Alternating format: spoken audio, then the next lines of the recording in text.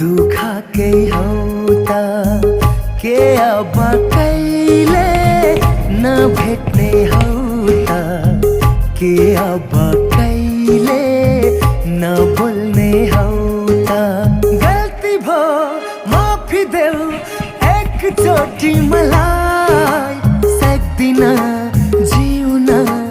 बिर्सिएर तिमलाई के साँच्चै तिमी रिसाकै हौ त के साँच्चै मन दुःखकै हौ त